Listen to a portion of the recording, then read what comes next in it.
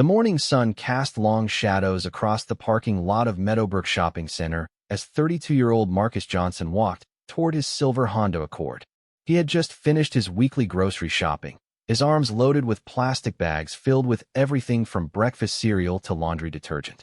The autumn air was crisp, and he could see his breath forming small clouds as he exhaled. It was one of those perfect Saturday mornings when everything seemed to be going according to plan. Marcus had been looking forward to this weekend for weeks. His girlfriend Sarah was coming over later that afternoon, and he had planned a romantic dinner followed by a movie night. The groceries he had just purchased were carefully selected ingredients for her favorite meal, chicken parmesan with homemade pasta sauce.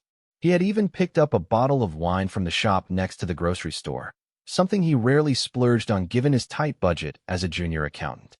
As he approached his car, Marcus fumbled with his keys while trying to balance the heavy shopping bags. His phone buzzed in his pocket, probably Sarah confirming their plans for later. He smiled to himself, thinking about how lucky he was to have found someone who appreciated his simple pleasures in life. They had been dating for 8 months now, and things were getting serious. He had even been thinking about asking her to move in with him, though he hadn't worked up the courage to bring up the subject yet. The parking lot was moderately busy for a Saturday morning. Families with young children pushed shopping carts toward their minivans. Elderly couples walked slowly arm in arm toward the store entrance, and young professionals like himself hurried about their weekend errands. The familiar sounds of car doors slamming, engines starting, and distant conversations created a comfortable background noise that Marcus had grown accustomed to during his regular shopping trips to this center. He finally managed to extract his car keys from his pocket and press the unlock button on the remote. The familiar double beep and flash of headlights confirmed that his car was ready for him to load his groceries and head home. Marcus had owned this Honda for almost 4 years now, having purchased it used from a reputable dealer downtown. It had been reliable, economical, and exactly what he needed for his daily commute to the accounting firm where he worked. As he reached for the rear door handle to open it and place his groceries on the back seat, a young woman's voice suddenly pierced through the ambient noise of the parking lot. The voice was urgent, almost panicked, and it was directed at him. "Wait, your car isn't right." Marcus froze mid-motion, his hand still extended toward the door handle. He turned around to see where the voice had come from, scanning the nearby area with confusion written across his face. About 20 feet away, a young woman in her early 20s was walking quickly toward him. She had shoulder-length brown hair, was wearing a red jacket and blue jeans, and carried a small purse slung across her shoulder. Her face showed genuine concern and urgency. "Excuse me," Marcus called back, not sure if he had heard correctly or if she was perhaps talking to someone else nearby.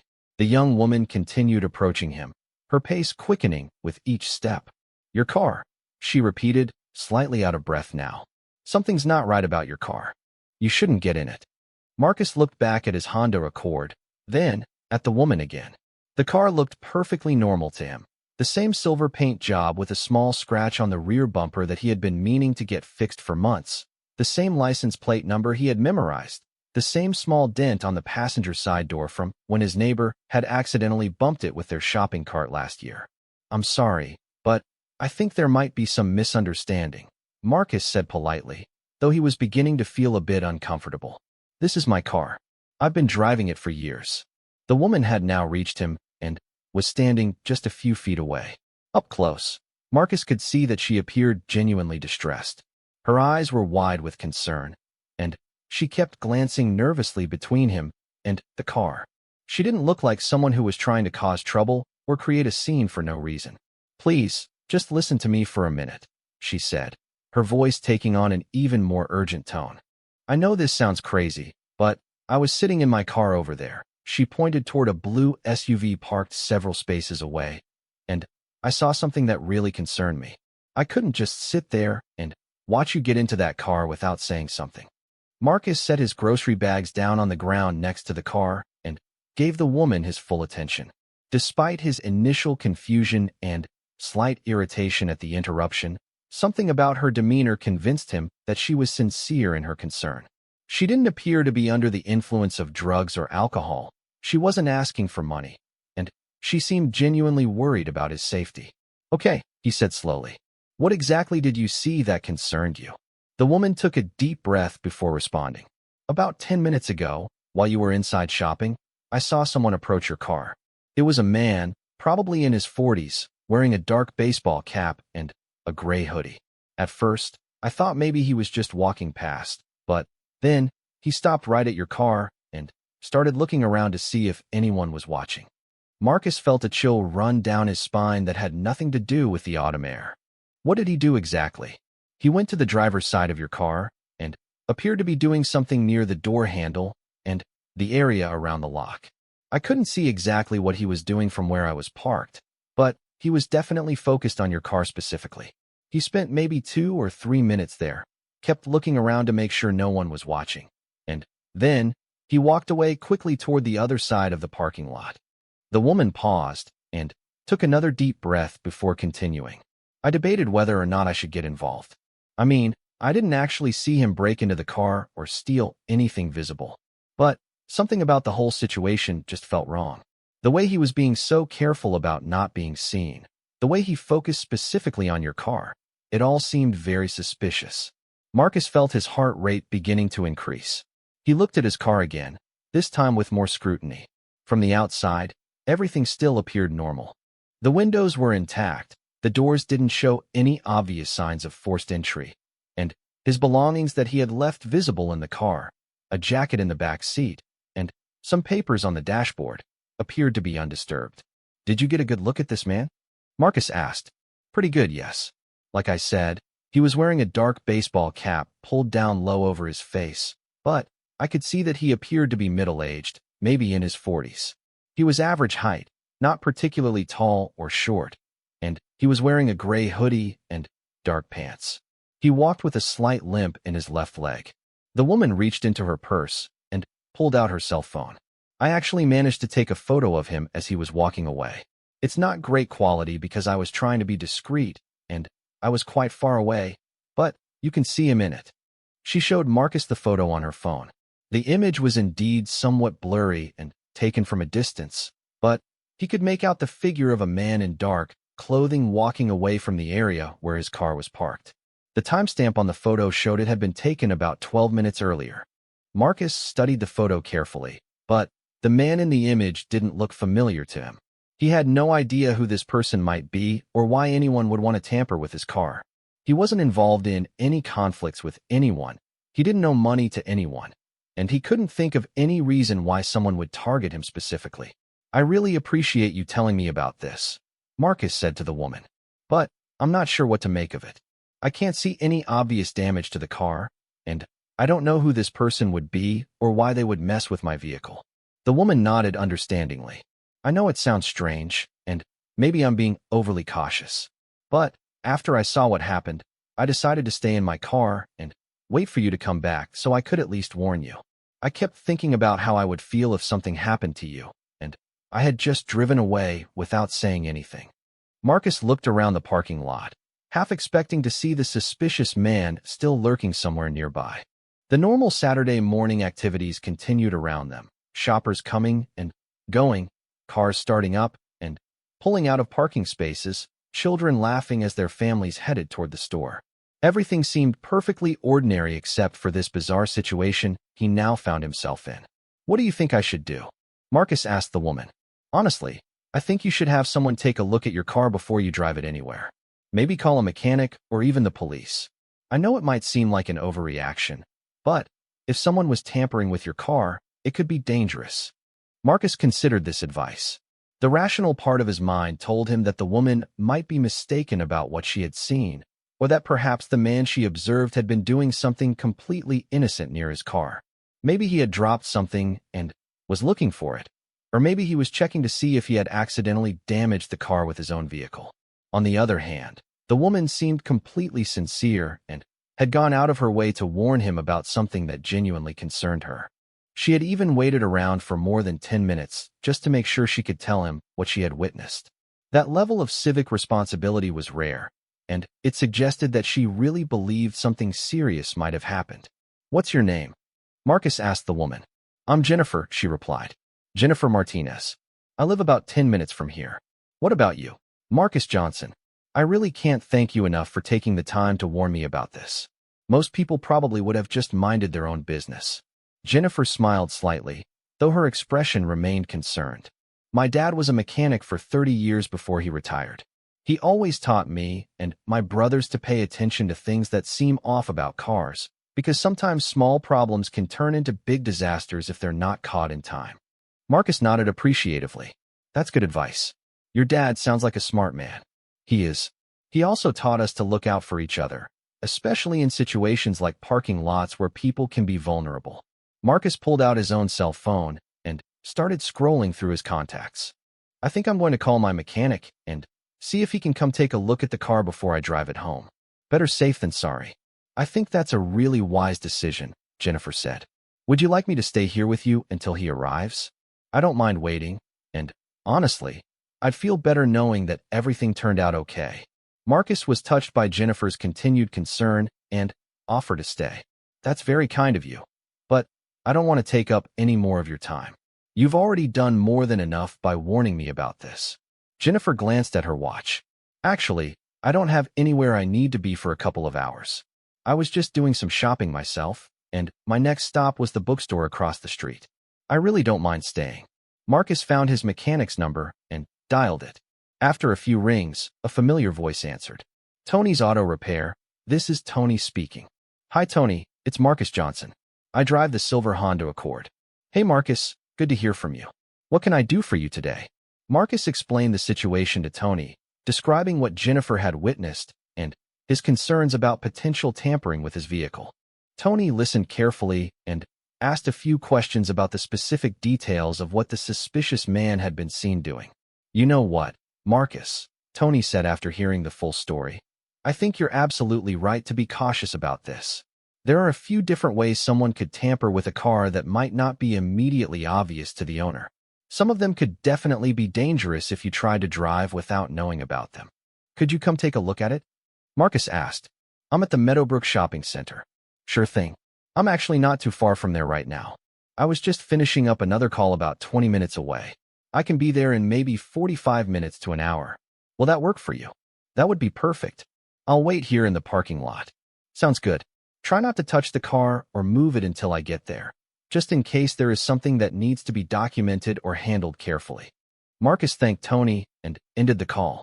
He turned back to Jennifer, who had been listening to the conversation with obvious interest. He's going to come take a look, Marcus told her. He should be here within the hour. That's great, Jennifer replied.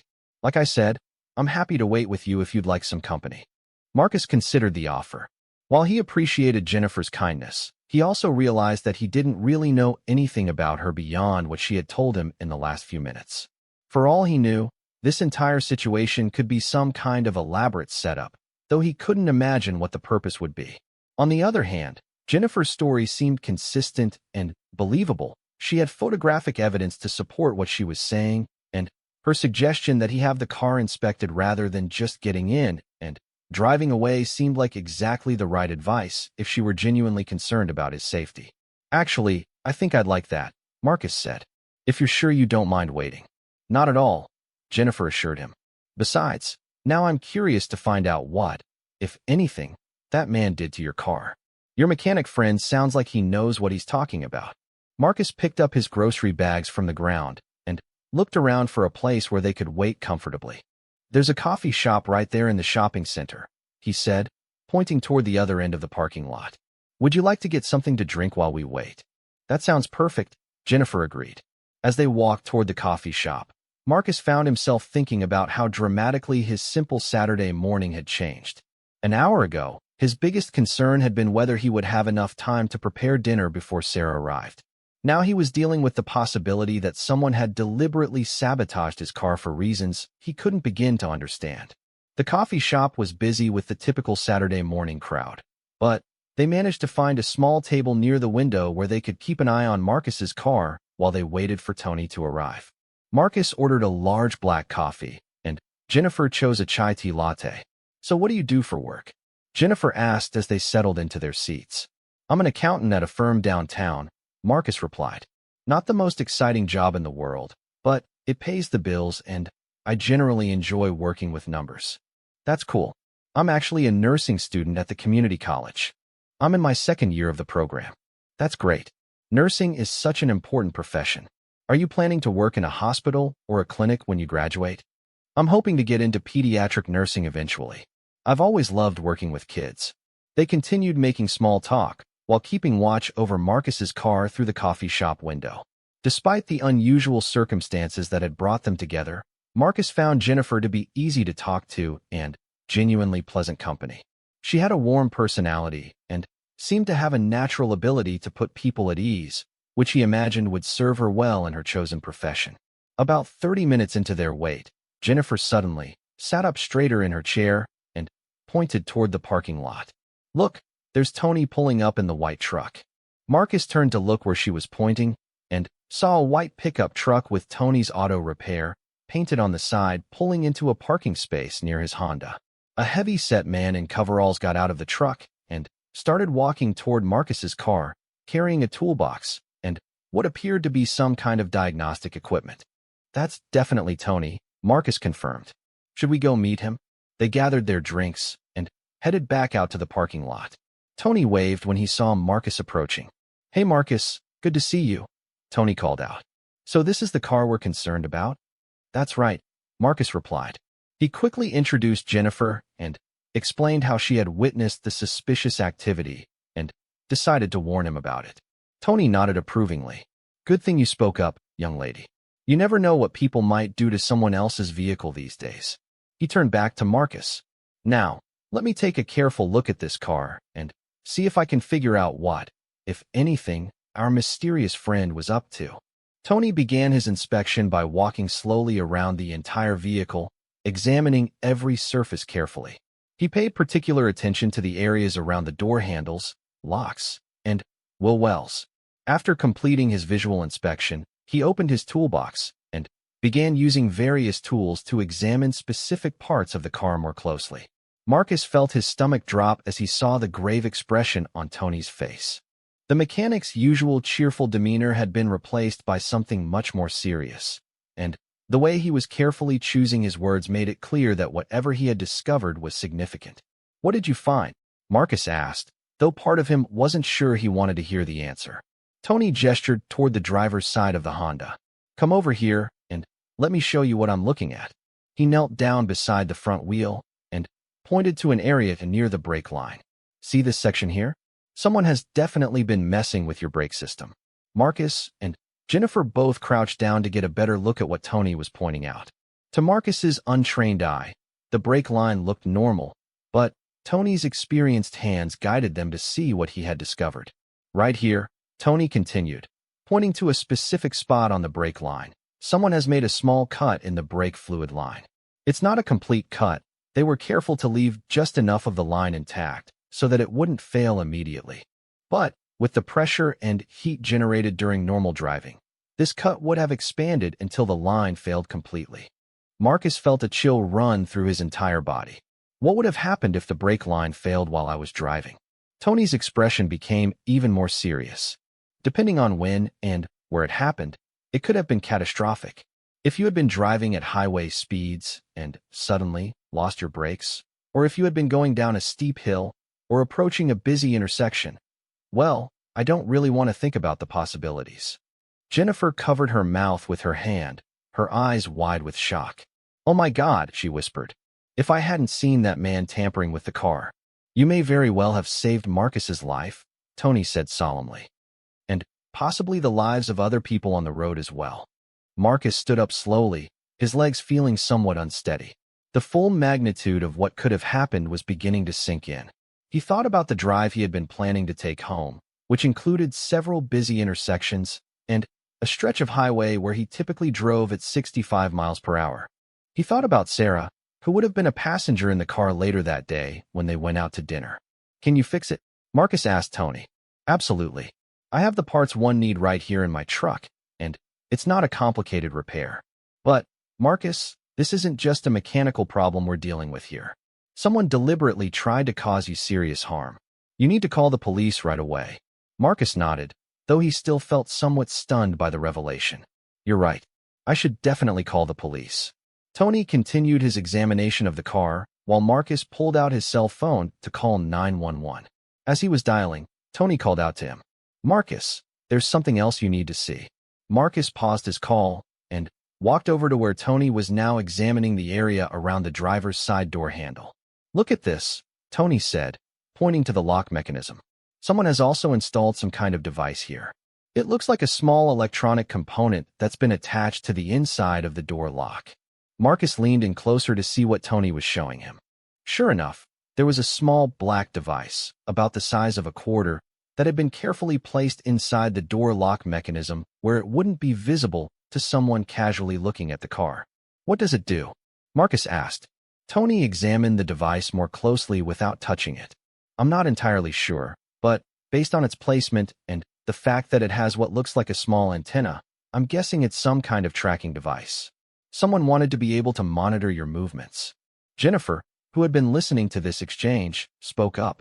"This is getting really scary. Someone wasn't just trying to cause an accident. They were also spying on you." Marcus felt a wave of paranoia wash over him. "But why would anyone want to do this to me? I'm just an accountant. I don't have enemies. I don't owe money to anyone. I'm not involved in anything illegal or controversial." "Sometimes these things aren't about what you've done," Tony said thoughtfully. "Sometimes you just happen to be in the wrong place at the wrong time, or you know something that someone doesn't want you to know, even if you don't realize it yourself." Marcus completed his call to 911, and the dispatcher informed him that officers would be at the scene within 10 to 15 minutes. She also advised him not to touch anything on the car that might be evidence, and to make sure that nobody else approached the vehicle until the police arrived. While they waited for the police, Tony took several photographs of both the damaged brake line and the electronic device. "The officers are going to want to document everything carefully," he explained. "And you'll probably want copies of these photos for your insurance company and for your own records." Jennifer was pacing back and forth near the car, clearly agitated by what they had discovered. "I keep thinking about what would have happened if I had decided to mind my own business," she said. "What if I had just driven away without saying anything?" "But you didn't," Marcus reminded her. "You made the right choice, and I can never thank you enough for that." As they waited, Marcus found himself trying to think through every aspect of his recent life, searching for any clue that might explain why someone would want to hurt him. Had he unknowingly witnessed something he shouldn't have? Had he accidentally gotten involved in something dangerous through his work at the accounting firm? Had someone mistaken him for someone else? His job at the accounting firm was routine and involved mostly small businesses and individual tax returns. He couldn't think of anything in his client files that would be worth hurting someone over. His personal life was equally unremarkable. He lived in a quiet apartment complex, had a small circle of close friends, and spent most of his free time with Sarah or pursuing his hobbies of reading and hiking. "Marcus," Jennifer said suddenly, interrupting his thoughts. "I just realized something. When I saw that man working on your car, I noticed that he seemed to know exactly what he was doing. He went straight to specific areas of the car without any hesitation, like he had done this kind of thing before."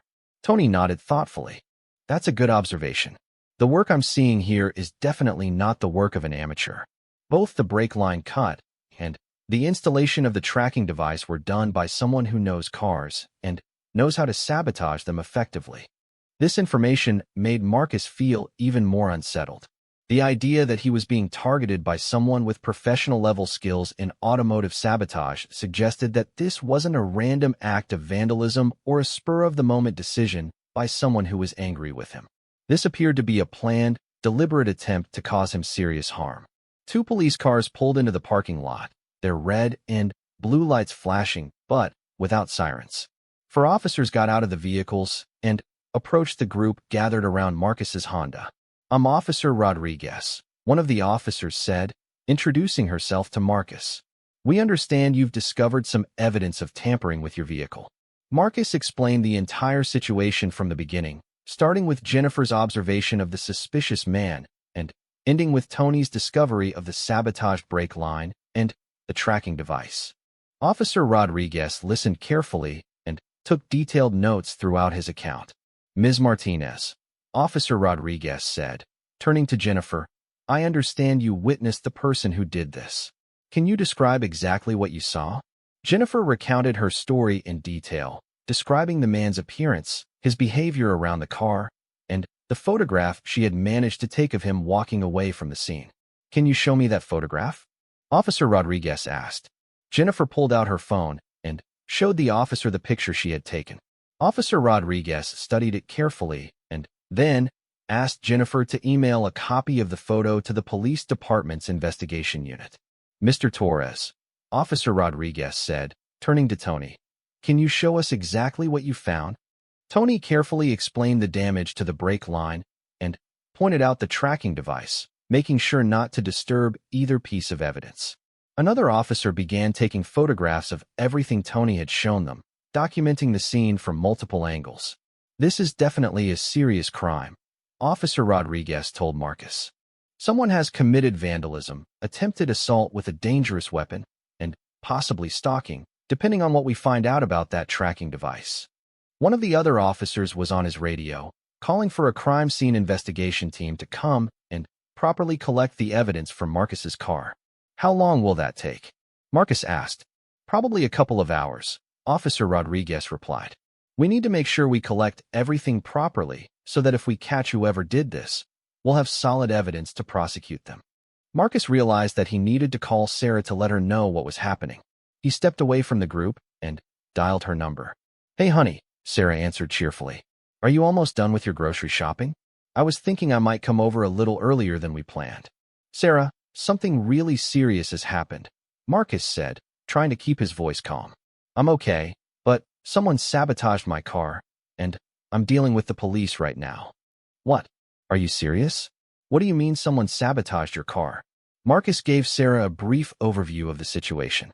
He could hear the concern and worry in her voice as he explained what Jennifer had witnessed and what Tony had discovered.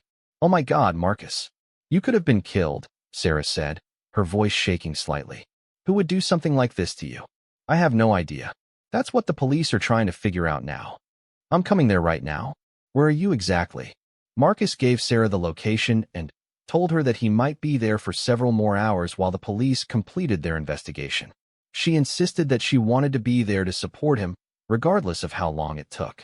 When Marcus returned to the group, Officer Rodriguez was interviewing Tony about the technical aspects of what had been done to the car. "Based on your professional opinion," the officer was asking, "how long would it have taken for the brake line to fail completely?" Tony considered the question carefully. "Given the size and location of the cut, and assuming normal driving conditions, I would estimate that the brake line would have failed somewhere between 50 and 100 miles of driving. Maybe sooner if he had done a lot of stop-and-go driving or had to brake hard multiple times." Marcus realized that he had been planning to drive about 30 miles round trip to take Sarah out to dinner that evening. If they had made that trip, the brake failure might very well have occurred while Sarah was in the car with him.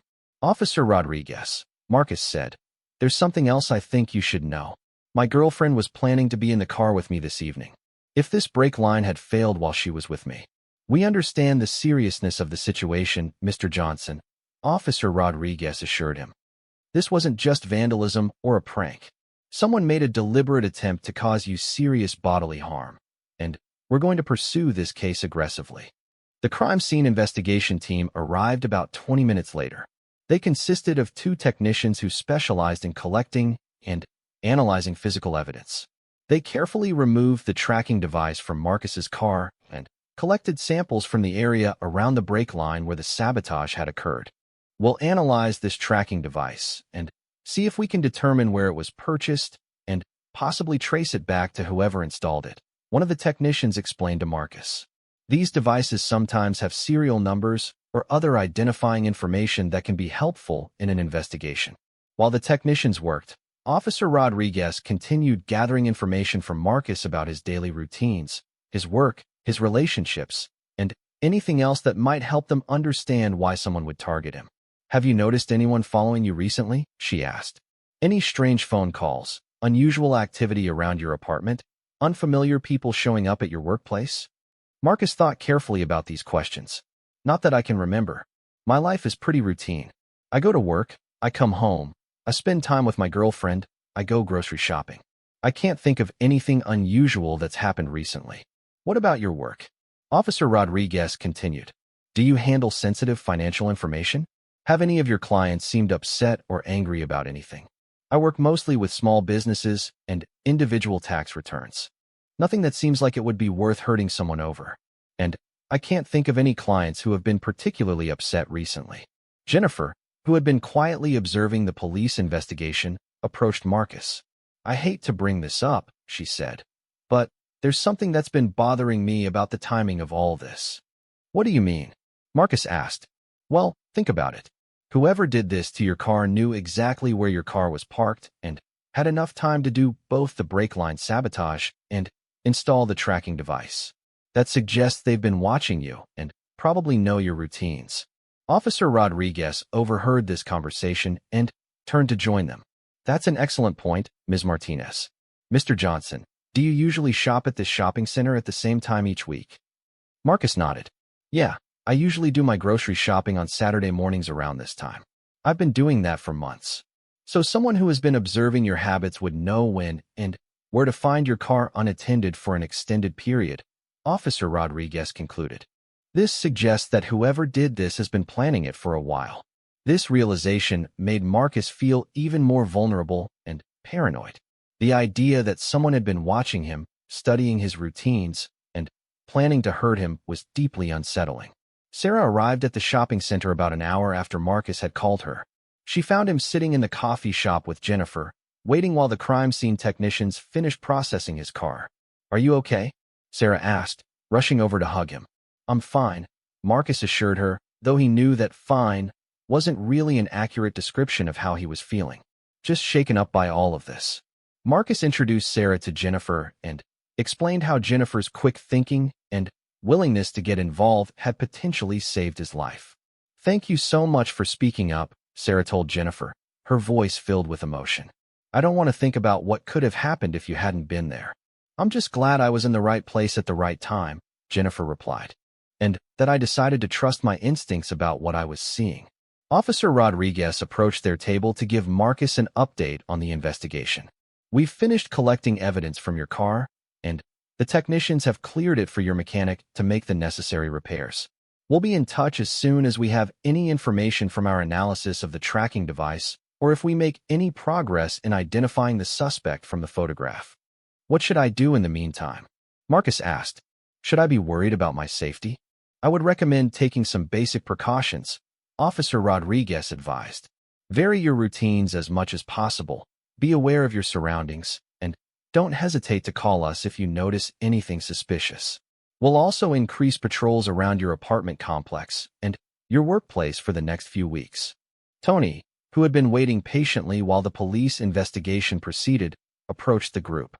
I can fix the brake line right now if you'd like, he told Marcus. It'll take me about an hour, and then your car will be safe to drive. Marcus agreed to have the repair done immediately. He wanted to be able to get home under his own power rather than having to leave his car at the shopping center overnight. While Tony worked on repairing the brake line, Marcus, Sarah, and Jennifer continued talking in the coffee shop. Despite the frightening circumstances that had brought them together, Marcus found himself grateful for Jennifer's presence and her willingness to stay involved throughout the entire ordeal. I keep thinking about all the what-ifs, Sarah said. What if Jennifer hadn't seen what happened? What if she had decided not to get involved? What if you had driven home without knowing about the sabotage? I'm trying not to think about those possibilities, Marcus replied.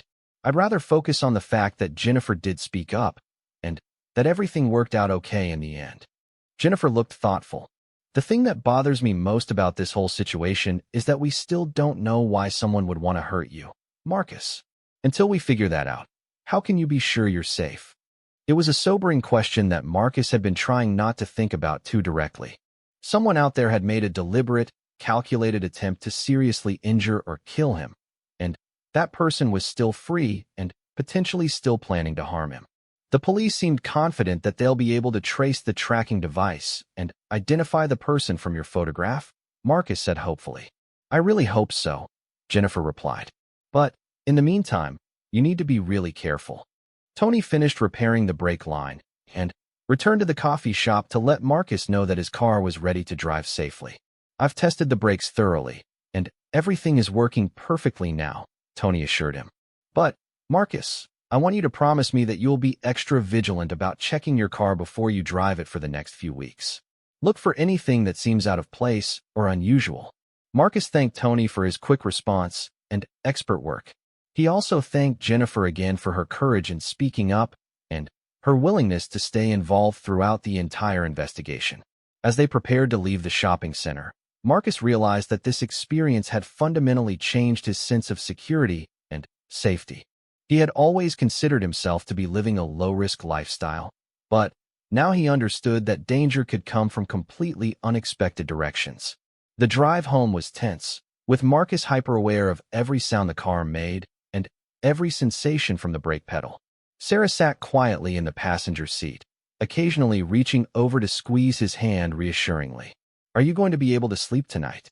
Sarah asked as they pulled into Marcus's apartment complex. Marcus answered his phone with a mixture of hope and apprehension.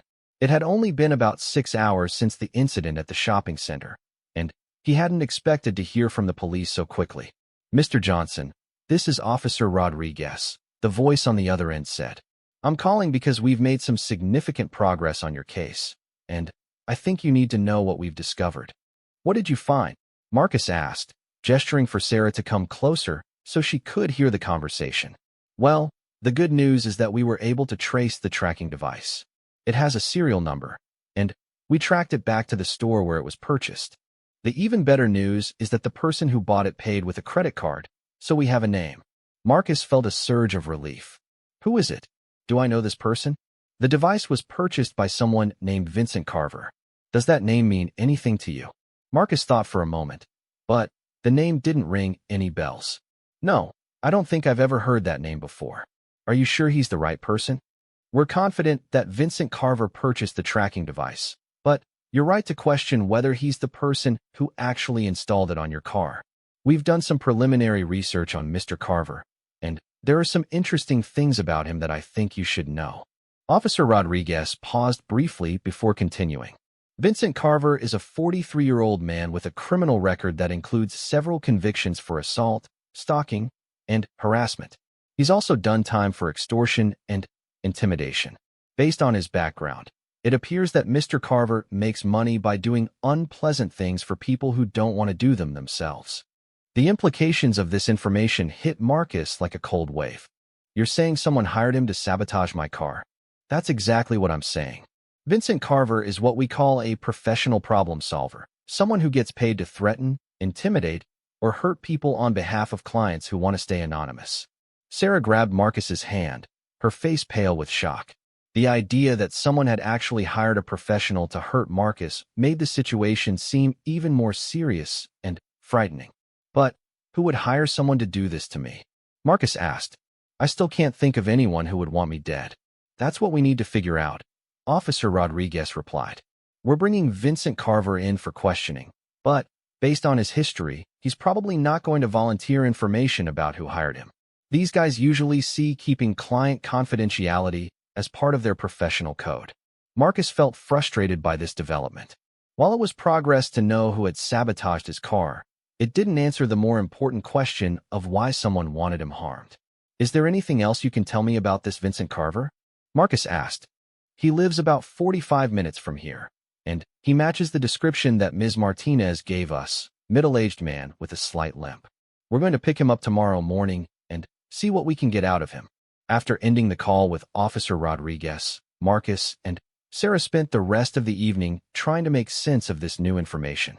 The fact that someone had paid a professional criminal to sabotage Marcus's car suggested that whatever was motivating this attack was serious enough to justify a significant financial investment.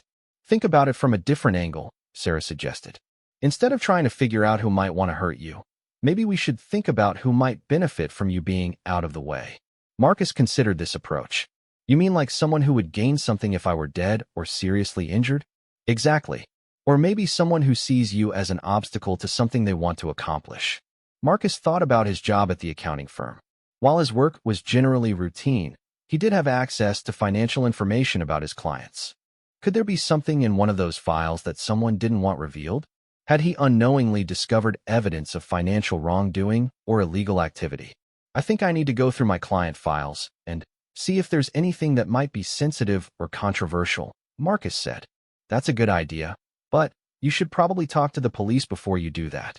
If there's evidence of criminal activity in your files, they'll want to handle it properly. Marcus agreed that involving the police was the right approach. He decided to call Officer Rodriguez in the morning and ask about the best way to review his work files for anything that might be relevant to the case. That night, both Marcus and Sarah had trouble sleeping. Every sound outside the apartment, a car door slamming, footsteps in the hallway, the neighbor's dog barking, made them both tense and alert. Marcus found himself getting up several times to check that the door was securely locked and to look out the window for any signs of surveillance. The next morning, Marcus called in sick to work. He didn't feel safe following his normal routine until the police had made more progress on the case.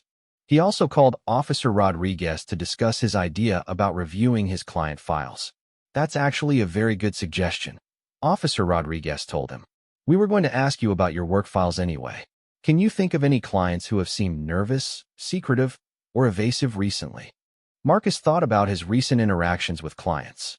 Most of them were small business owners or individuals who needed help with their taxes or bookkeeping.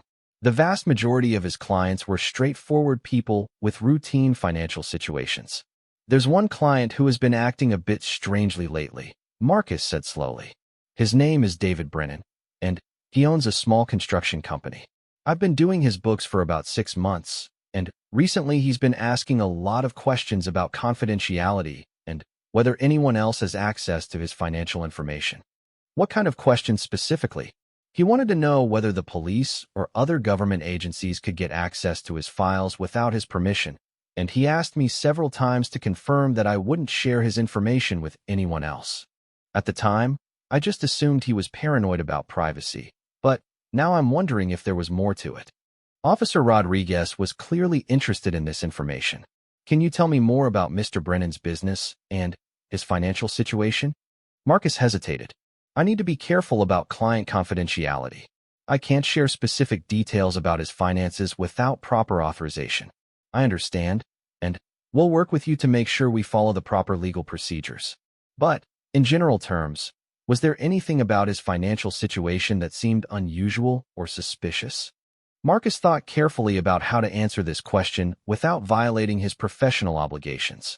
Let me just say that there were some aspects of his business income and expenses that didn't quite add up in ways that I would have expected. Mr. Johnson, I think we need to meet in person to discuss this further. Can you come to the police station this afternoon? We'll have someone from the district attorney's office there to help us navigate the confidentiality issues. Marcus agreed to meet at the police station at 2 o'clock. After ending the call, he explained the conversation to Sarah. Do you really think this David Brennan could be the person who hired Vincent Carver to sabotage your car? Sarah asked. I honestly don't know, Marcus replied. But the timing seems suspicious. He started asking those questions about confidentiality about 3 weeks ago, and his behavior has been getting more paranoid ever since. At the police station that afternoon, Marcus met with Officer Rodriguez, Detective James Miller, and Assistant District Attorney Rachel Chun. They explained that they would be able to review his client files if they could establish probable cause to believe that criminal activity was involved. Based on what you've told us about Mr. Brennan's questions and behavior, we'd like to start by getting some basic information about his business, Detective Miller explained. We're not asking you to violate confidentiality, but we need to understand whether there's enough here to justify getting a warrant for his records. Marcus described David Brennan's construction business and the nature of the work he had been doing on Brennan's books. He explained that Brennan claimed to run a small residential construction company that did home renovations and repairs. The thing that struck me as odd, Marcus said, was the disconnect between the type of work he claimed to be doing and the amounts of money flowing through his business accounts. 88 Chun leaned forward with interest. What kind of disconnect? Well, he told me he mostly did small renovation projects, kitchen remodels, bathroom upgrades, that sort of thing. But the amounts of money coming into his business accounts were much larger than what I would expect from that type of work. And the payments were often in cash, which is unusual for construction work of that scale. Detective Miller and 88 Chun exchanged glances. How much larger are we talking about? Detective Miller asked. Marcus considered how to answer without revealing specific financial details. Let's just say that if he's really just doing kitchen remodels and bathroom renovations, he must be charging his customers about 3 times what the market rate would be.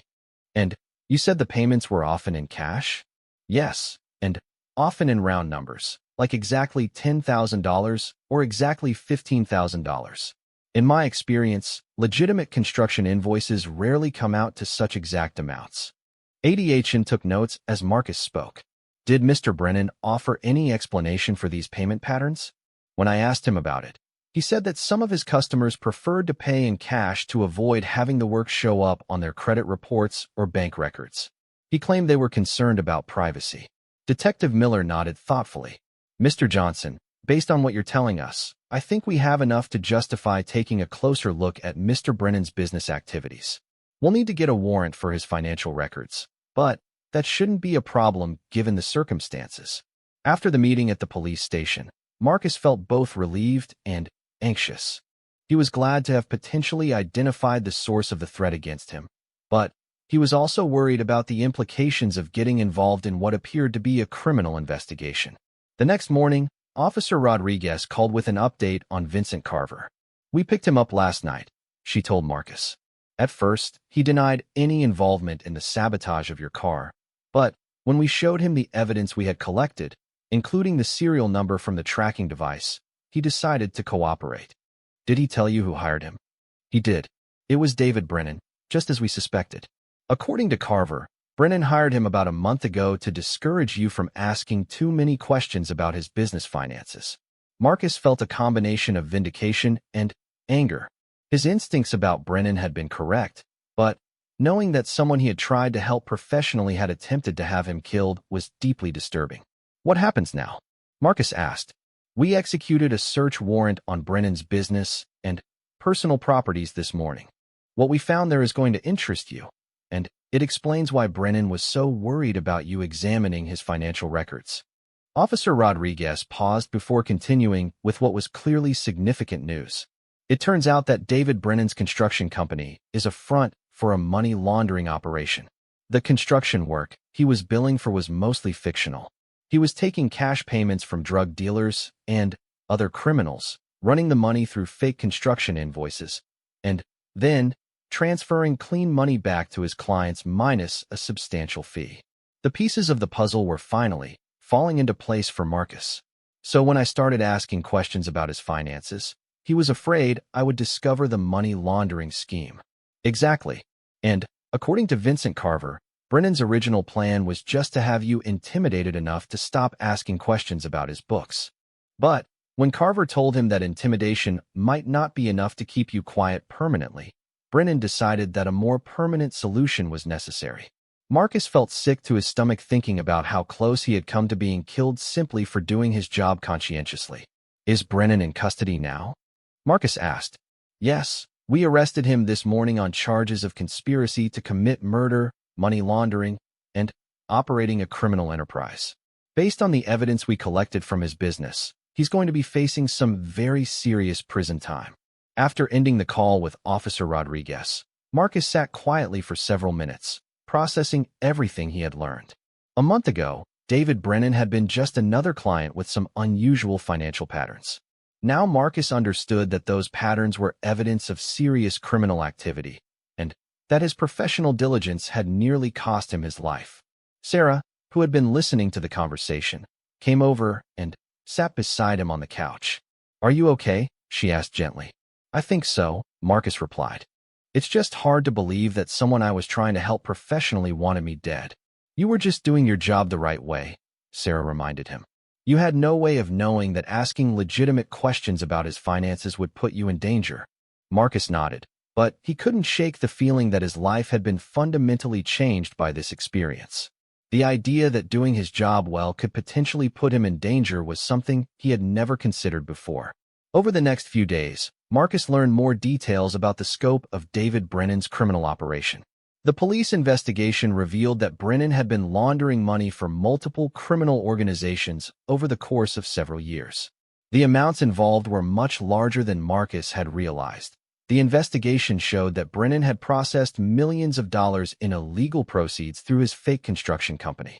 Detective Miller called Marcus to let him know that his role in uncovering the money laundering scheme had been crucial to the investigation. Your questions about Brennan's finances and your professional analysis of his business records are going to be key evidence in the prosecution, Detective Miller explained. Without your observations about the unusual payment patterns and cash transactions, we might never have discovered the full scope of his criminal activities. Marcus felt a sense of pride in knowing that his professional skills had helped expose serious criminal activity, even though the personal cost had been significant. Jennifer Martinez also stayed in touch with Marcus during this period. She called him several times to check on his well-being and to get updates on the police investigation. "I still can't believe that you were just trying to do your job well. And it almost got you killed," Jennifer said during one of their conversations.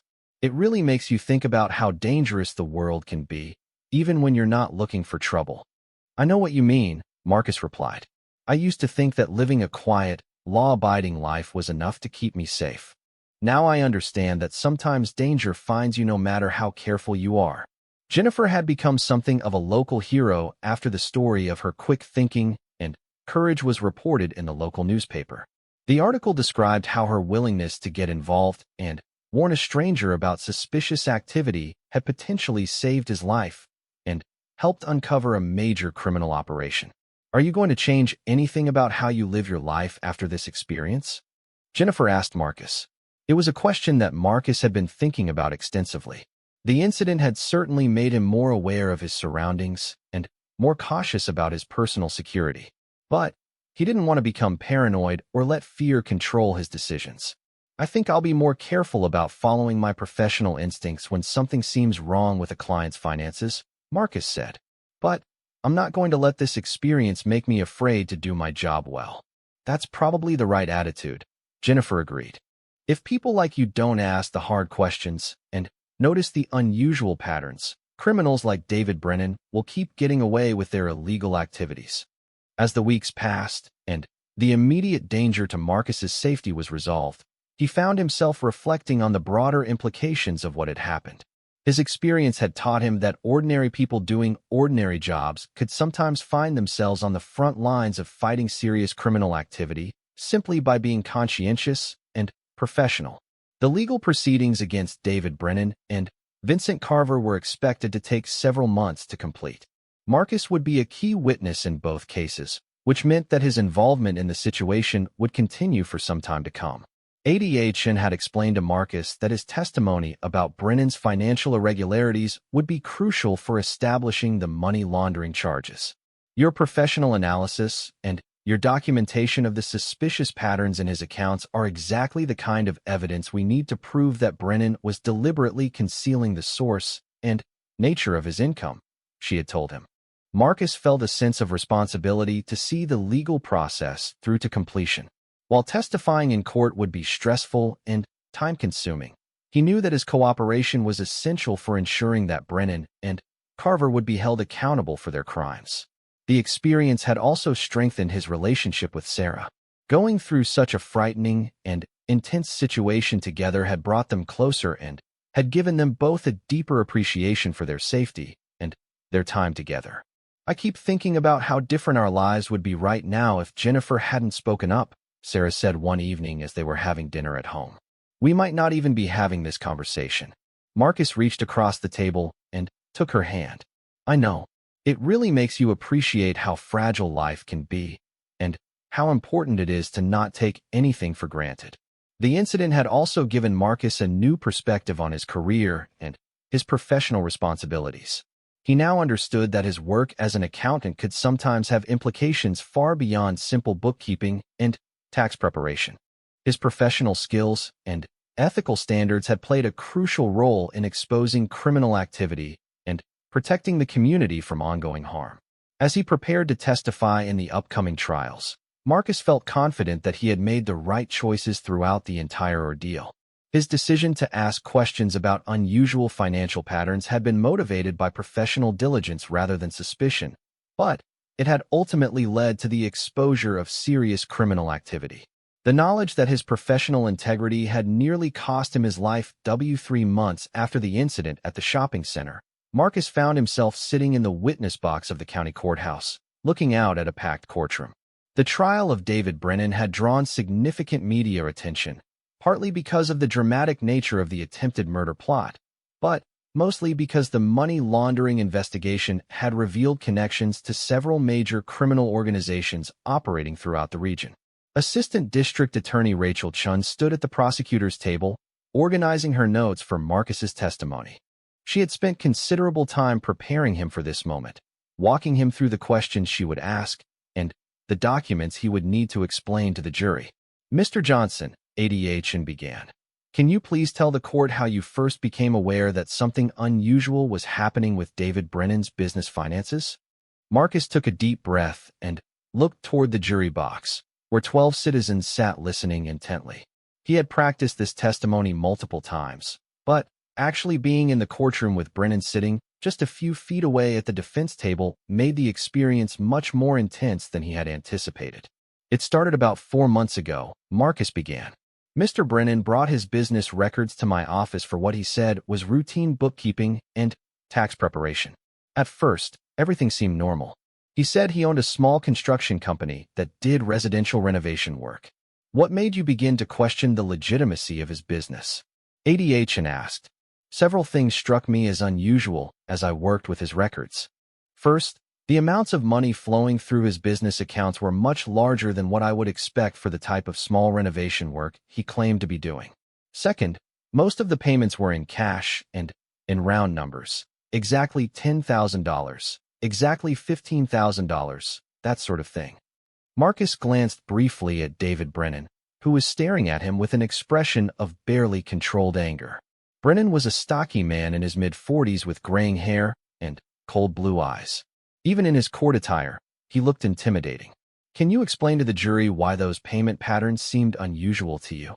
ADH continued. In my experience with legitimate construction businesses, payments are usually made by check or bank transfer, and the amounts rarely come out to exact round numbers.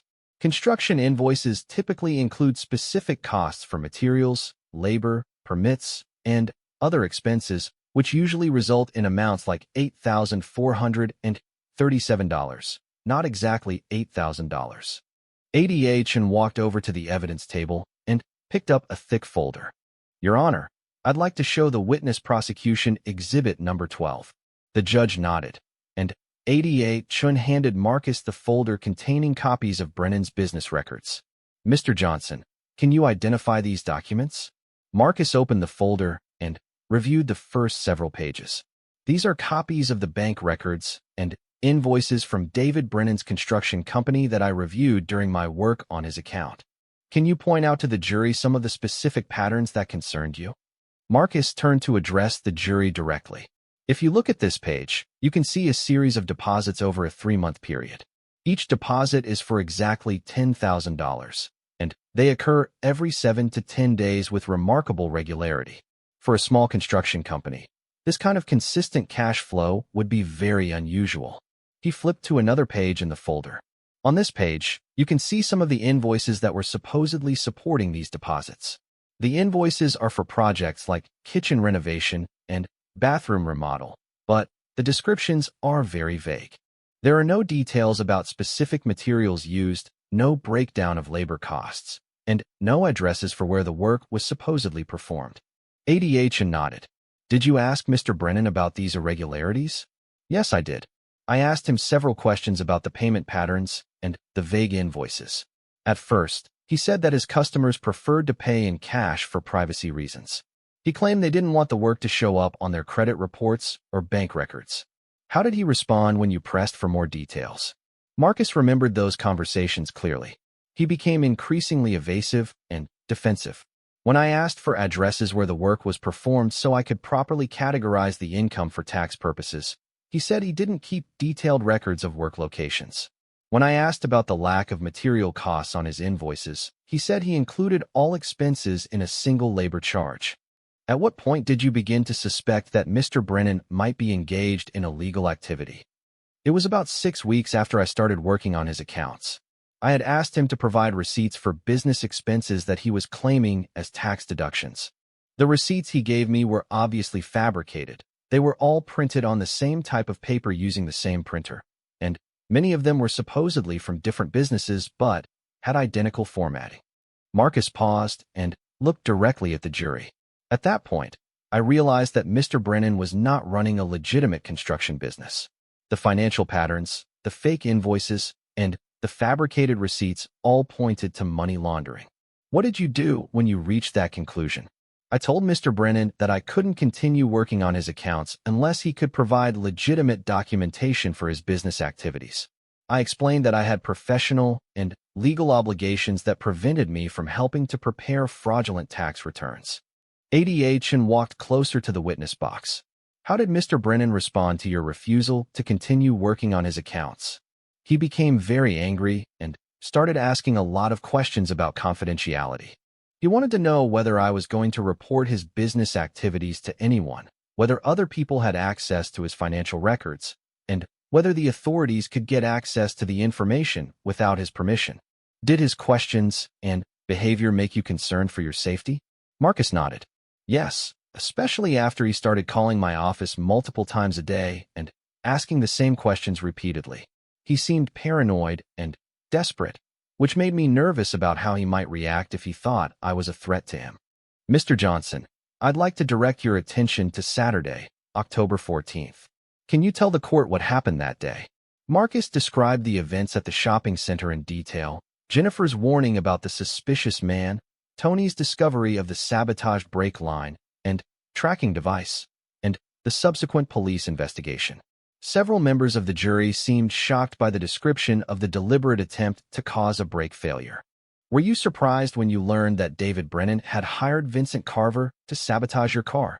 In one sense, yes, because I never expected that asking legitimate questions about a client's finances could put my life in danger.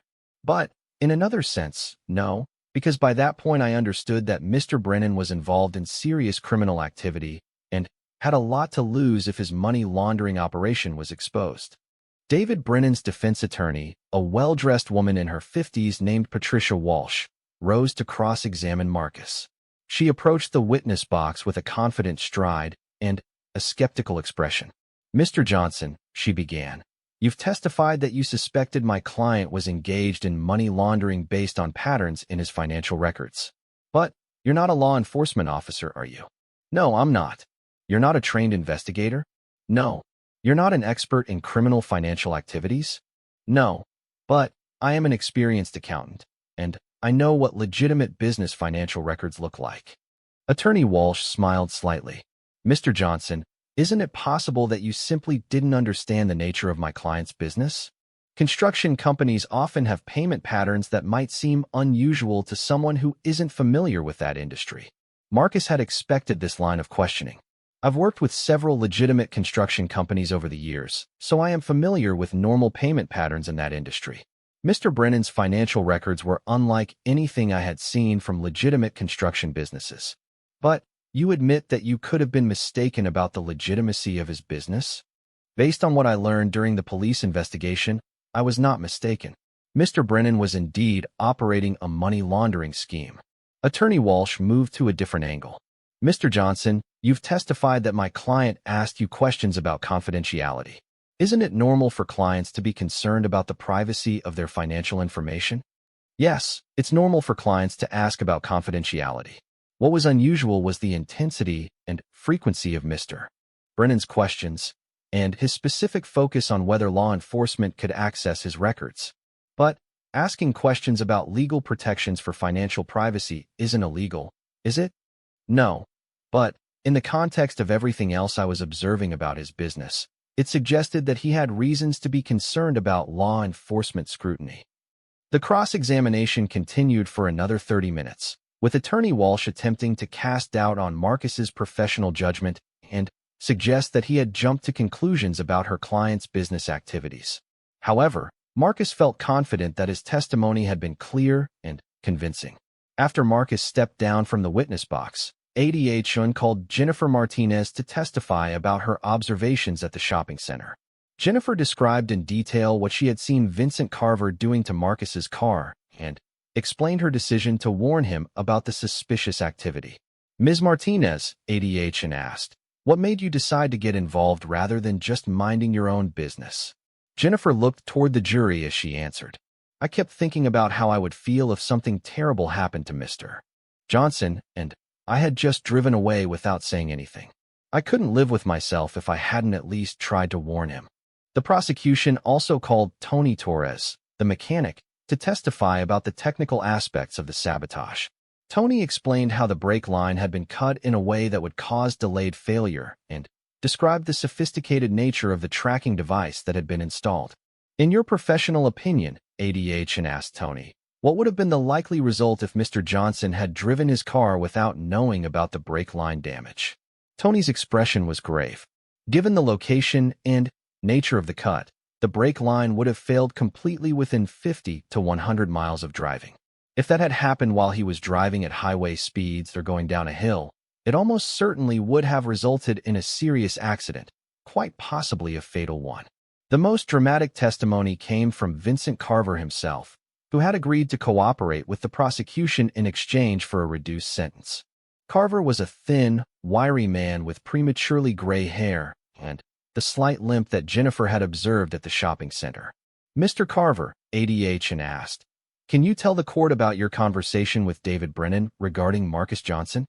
Carver spoke in a gravelly voice that suggested years of cigarette smoking. "Brennan contacted me about 6 weeks ago.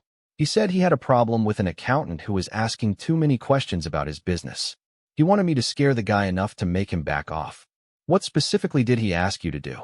"At first, he just wanted me to follow the accountant around and maybe let him know he was being watched. He thought that might be enough to make him nervous about continuing to ask questions." "Did the plan change?" Carver nodded. "After about a week of surveillance, I reported back to Brennan that the accountant didn't seem like the type who would be easily intimidated. He was just going about his normal routine, working and spending time with his girlfriend. He seemed like a straight arrow type who would probably go to the police if he thought he was being threatened." "What did Mr. Brennan say when you told him that intimidation might not work?" "He got very agitated and said that he couldn't afford to have this accountant expose his business. He said that too much money was at stake and too many important people were depending on him to keep quiet."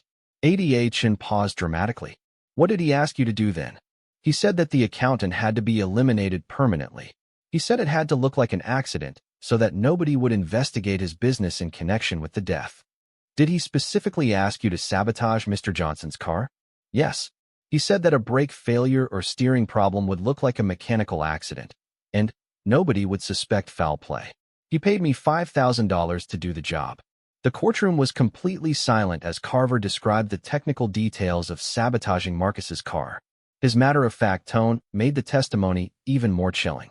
"Mr. Carver," ADHN continued, "did Mr. Brennan explain why he was so concerned about Mr. Johnson's questions?" "He said that his business was worth millions of dollars a year to him, and that he had clients who would be very unhappy if their financial arrangements became public. He said that if the accountant exposed what he was doing, it wouldn't just cost him money, it could get him killed." This testimony revealed a dimension of the case that Marcus hadn't fully understood before. David Brennan hadn't just been worried about going to prison for money laundering. He had been afraid that his criminal clients would retaliate against him if their money laundering operation was exposed. The prosecution's case continued for another week, with testimony from FBI agents who had investigated the scope of Brennan's money laundering operation. The evidence showed that Brennan had processed more than $15 million in illegal proceeds over a 3-year period, working with drug dealers, arms traffickers, and other criminal organizations. Detective Miller testified about the evidence collected from Brennan's business and described the elaborate system of fake construction projects and fraudulent documentation that Brennan had created to conceal the true source of his income. The defendant's operation was sophisticated and extensive, Detective Miller explained to the jury. He had created an entire fictional construction business, complete with fake work sites, fabricated customer lists, and fraudulent invoices. If Mr. Johnson hadn't recognized the irregularities in the financial records, this money laundering scheme might have continued indefinitely. The defense's case was relatively brief. Attorney Walsh argued that her client was guilty of financial crimes, but that there was no direct evidence he had specifically ordered Vincent Carver to kill Marcus Johnson. She suggested that Carver might have escalated the situation beyond what Brennan had intended. However, the prosecution had recorded phone as sobering, but it also reinforced his commitment to maintaining high ethical standards in his work. If conscientious professionals were intimidated into ignoring suspicious financial patterns, criminals like David Brennan would be able to operate with impunity. Marcus's experience had taught him that sometimes doing the right thing professionally could involve personal risks that he had never anticipated. But it had also shown him that when ordinary citizens like Jennifer Martinez were willing to get involved and speak up about suspicious activity, and when professionals like himself were willing to ask hard questions and report irregular patterns, the criminal justice system could work effectively to protect society from sophisticated criminal operations. As he looked toward the future, Marcus felt a renewed sense of purpose in his work and a deeper appreciation for the role that ethical professionals could play in maintaining the integrity of the financial system. His close call with danger had been frightening, but it had also given him a clearer understanding of why his work mattered and why professional standards were worth maintaining, even when they involved personal risk. The upcoming trials would be the final chapter in this unexpected adventure, and Marcus was determined to do everything in his power to ensure that justice was served for the crimes that had been committed against him and the broader community. "I honestly don't know," Marcus replied. "I keep thinking about whether whoever did this might know where I live." As they walked toward Marcus's apartment building, both of them found themselves looking around carefully, checking to see if anyone was watching them or following them. The evening that Marcus had planned to be a relaxing dinner and movie with Sarah had been completely transformed by the day's events. Instead of cooking chicken parmesan, they ordered pizza delivery and spent the evening talking about the implications of what had happened and what precautions Marcus should take going forward. Just as they were settling in for the night, Marcus's phone rang. The caller ID showed Officer Rodriguez's number. Jennifer and Marcus stood nearby, watching anxiously as Tony worked. The mechanic's expression remained neutral, giving no indication of whether he was finding anything unusual or concerning. After about 15 minutes of careful examination, Tony stood up and brushed off his hands on a rag from his toolbox. His expression had changed, and Marcus could see that he had found something significant. "Well," Tony said, his voice serious, "I've got some news for you, and I'm afraid it's not good news."